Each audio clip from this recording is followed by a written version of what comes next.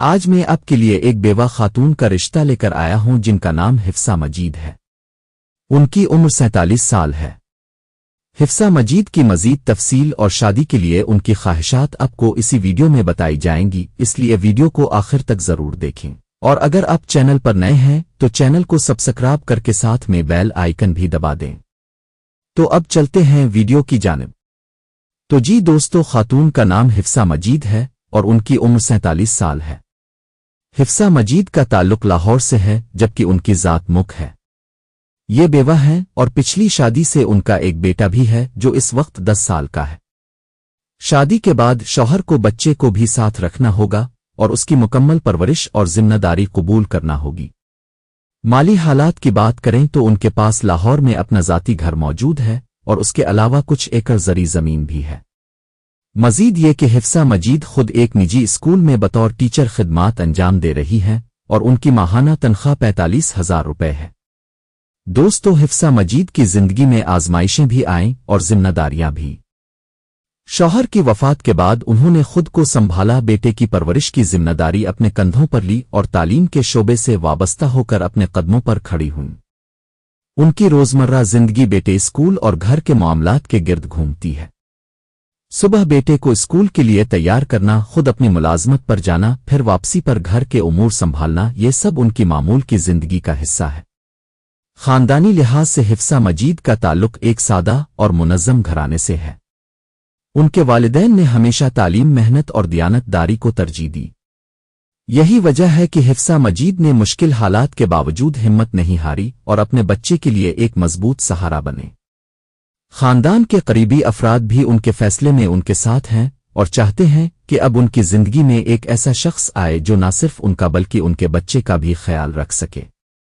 یہ رشتہ کسی وقتی مجبوری کے تحت پیش نہیں کیا جا رہا بلکہ ایک سوچے سمجھے فیصلے کے بعد سامنے لایا گیا ہے۔ حفصہ مجید اس بات کو بخوبی سمجھتی ہیں کہ دوسری شادی میں سب سے اہم چیز باہمی سمجھ بوجھ ہوتی ہے، خاص طور پر جب ساتھ ایک بچہ بھی ہو۔ اسی لیے وہ چاہتی ہیں کہ شادی کے بعد گھر کا ماحول ایسا ہو جہاں بچے کو اپنائیت، توجہ اور مکمل تحفظ ملے۔ رشتے کے حوالے سے ان کی خواہشات بہت زیادہ نہیں ہیں۔ وہ چاہتی ہیں کہ آنے والا شریک حیات بچے کو دل سے قبول کرے، اس کی تعلیم، تربیت اور مستقبل کے بارے میں سنجیدہ ہو۔ عمر کے معاملے میں کوئی سخت حد مقرر نہیں کی گئی، بس اتنا ضروری ہے کہ سوچ میں پختگی ہو اور حالات کو سمجھنے کی صلاحیت موجود ہو۔ شہر کے حوالے سے بھی بات چیت ممکن ہے، لیکن اگر لاہور میں رہائش اختیار کی جا سکے تو یہ ان کے لیے آسانی کا باعث ہوگا۔ حفصہ مجید کے پاس چونکہ اپنا گھر اور زمین موجود ہے، اس لیے رہائش کے حوالے سے کوئی بڑا مسئلہ نہیں۔